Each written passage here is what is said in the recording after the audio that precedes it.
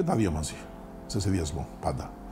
Ένας καλός επιχειρηματίας μπορεί να είναι και ένας πολύ καλός πολιτικός. Πολλά παραδείγματα. Γιατί άμα είσαι μόνο πολιτικός και δεν έχεις γνώση του επιχειρήν και το τι τραβάει ένας επιχειρηματίας κάθε μήνα να πληρώσει μισθούς, οίκα και όλα τα συναφή, καταλαβαίνεις ότι δεν υπάρχει γνώση, άρα τα πράγματα είναι πιο δύσκολα.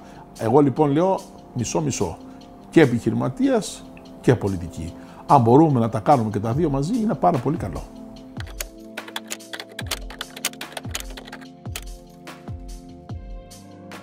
Ένα πυλώνα ο οποίος θα είναι διαχείρισης κρίσεων του διαδικτύου.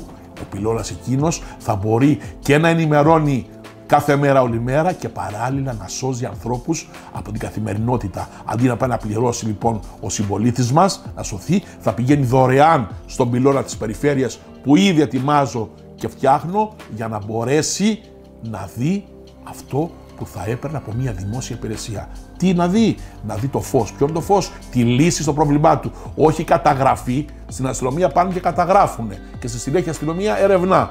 Αλλά εμείς θα δώσουμε λύση. Ποια είναι η λύση? Από ηλεκτρονικά αναλφάβητος θα του μάθουμε ηλεκτρονικά το αλφάβητο.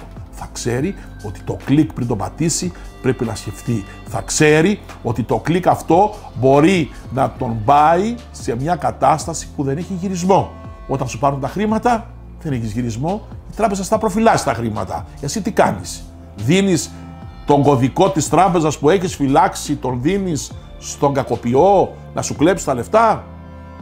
Όχι. Άρα εμείς τι πάμε να κάνουμε? Ο πυλώνας αυτός θα είναι ένας πυλώνας διαχείρισης κινδύνου του απλού ανθρώπου, θα μπορεί και να μορφωθεί, θα μπορεί και να πρώτες βοήθειες άμεσα τι κάνω τώρα και θα μπορεί να ρωτάει όλο το 24ωρο. Δεν θα είναι πυλώνας 8-2, θα είναι ένας πυλώνας 24 ώρες, 24 ώρες. Έτσι τον έχω φανταστεί, έτσι θα τον προτείνω. Άρα ξεκινάμε από τη γνώση και η πρώτη μου ακούμπισμα είναι ένα. Όλα τα καπί θα έχουν διαβίω άνθρωπο να μαθαίνει τον κόσμο που είναι μέσα, το διαδίκτυο. Πώς δεν θα πάω στην ουρά και θα καθίσω μέσα από εδώ με το λάπτοπ μου να πληρώσω, πήρε τον καφέ μου με τους φίλους μου στα καπί, θα έχω και το iPad μου, το λάπτοπ μου, θα έχω και τον άνθρωπο δίπλα, έναν άνθρωπο θέλουμε. Ένα φοιτητή, θα τον πάρουμε, εκεί που να κάνει μια πρακτική, θα κάνει εθελοντισμό. Ο εθελοντισμός είναι το Α και το Ω. Πώς έχω εθελοντές στο CSI? Θα πάμε εθελοντές στην περιφέρεια.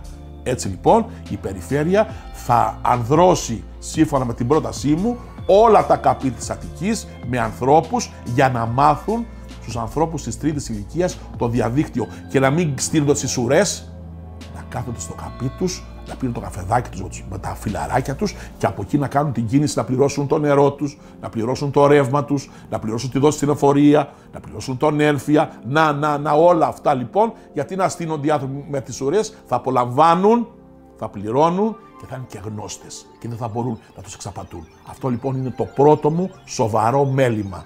Πυλώνας διαχείρισης κινδύνου στην περιφέρεια.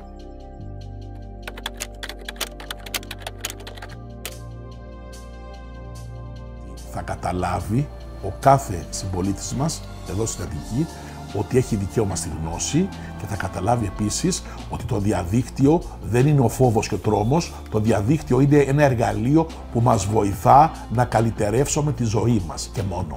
Ο κίνδυνος πρέπει από το μυαλό μας να φύγει, να πάμε στην άλλη όχθη που είναι το καλό του διαδικτύου.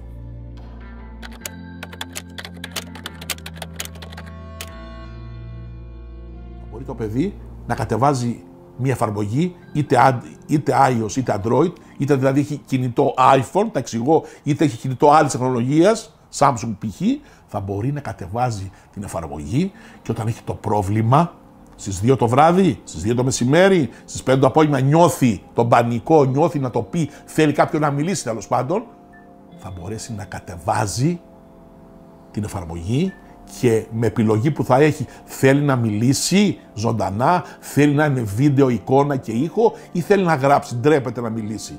Θα έχει 3 επιλογές, θα επιλέγει την εφαρμογή που θέλει και θα επικοινωνεί με τον ψυχολόγο που θα είναι 24ωρο και ο ψυχολόγος, ο οποίος δεν θα καταγράφει το πρόβλημα, το τονίζω, θα διαχειρίζεται την κρίση και ανάλογα με το περιστατικό θα δίνει και τις εντολές εκεί που πρέπει, παύλα πληροφορίες, για να μπορούμε να διαχειριστούμε του παιδιού το πρόβλημα.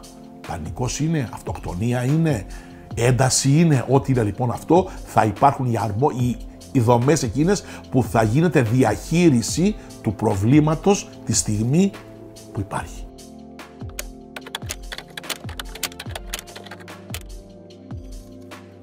Είναι τα παιδιά. Η UNICEF με έχει ονομάσει με βράβευσή μου, και μπορεί αυτό όποιος θέλει να το δει στο διαδίκτυο, ο άνθρωπος των παιδιών. Έχω σώσει χιλιάδες παιδιά από κινδύνους, έχω μιλήσει σε δεκάδες χιλιάδες παιδιά στη χώρα μου και έχω αγαπηθεί εξίσου από αντίστοιχα χιλιάδες παιδιά. Έτσι λοιπόν το έργο μου, αν μπορώ να πω, κλείσε μάνα τα μάτια σου και μίλα μας για το έργο σου. Το έργο μου είναι το καλό, και το λέω για πρώτη φορά, που έχω προσφέρει με αγάπη στα παιδιά. Και όταν τα παιδιά με βλέπουν, μου κλείνουν το μάτι όλα. Δείχνουν αγάπη, γιατί ξέρουν ότι εγώ δεν είμαι ο μπαμπούλας του διαδικτύου όπως κάποιοι προσπαθούν να δείξουν. Εγώ είμαι ο άνθρωπος εκείνος ο οποίος με πυγμή, με θέληση και με αγάπη προσπαθώ να διδάξω το διαδίκτυο και να σώσουμε τα παιδιά μας από τους κινδύνους που ελοχεύουν.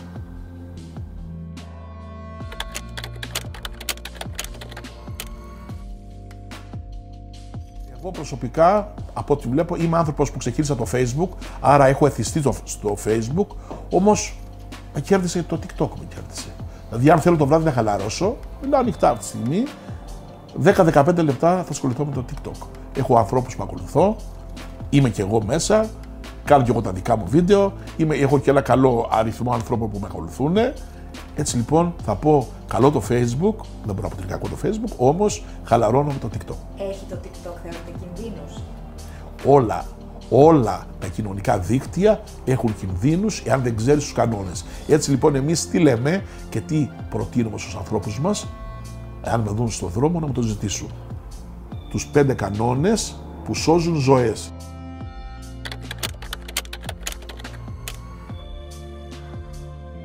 Εσύ λοιπόν που με βλέπεις τώρα στον υπολογιστή σου, στο tablet σου ή οπουδήποτε αλλού, θα πας csii.gr ή στα κοινωνικά μου δίκτυα Μάνος Σφαγιανάκης 888 στο Instagram, θα με δεις και θα δεις τους κανόνες αυτούς. Ποιοι είναι οι κανόνες που σώζουν? Είναι πάνω γραμμένοι, τους δίνω δώρο από μένα χωρίς πολιτική ταυτότητα, σε μαγνητάκι, το οποίο το βάζεις στο ψυγείο σου και αν είσαι μάνα, τα δείχνεις στα παιδιά σου όλη μέρα, κάθε μέρα, μέχρι να γίνει βίωμα. Άρα εγώ τι κάνω?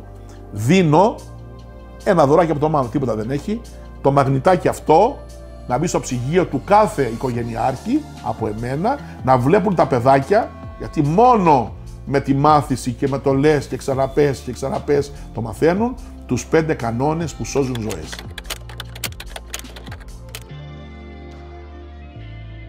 Να πηγαίνω εκεί που τώρα είναι ουρές και να μην υπάρχει ψυχή. Θέλω να πηγαίνω στα μέρη που βλέπω καθημερινά ουρές στην Αττική ανθρώπων, λες και μιλάμε η τελευταία χώρα της Ευρώπης, να μην υπάρχουν ουρές. Αυτοί οι άνθρωποι έχουν ήδη τακτοποιηθεί και ταυτοποιηθεί μέσα από μια κίνηση που μπορούν να κάνουν από ένα τάμπλετ των 60 ευρώ. Άρα, μέλημά μας είναι ο κόσμος να σταματήσει να είναι στους δρόμους, να είναι στα σπίτια του, να είναι στις εστίες που θέλει, π.χ. στα καπί του, να μιλάει, να χαίρεται, χωρίς να είναι σε ουρές και χωρίς να κινδυνεύει. Να πάει, να θέλει 8 εργάσιμες ώρες, να περιμένει στην ουρά από τα ξημερώματα και να πληρώσει στις 2 το μεσημέρι. Είναι πράγματα τα οποία δυστυχώς δεν μας τιμούν ούτε σαν χώρα, ούτε σαν πολιτική που κάνουν κάποιοι. Γι' αυτό το λόγο, μέλημά μας και δικό μου μέλημα είναι να δω την περιφέρεια Αττικής να μην έχει ουρές και ανθρώπους να είναι πίσω ο ένας από τον άλλο, λες και είμαστε σε πόλεμο.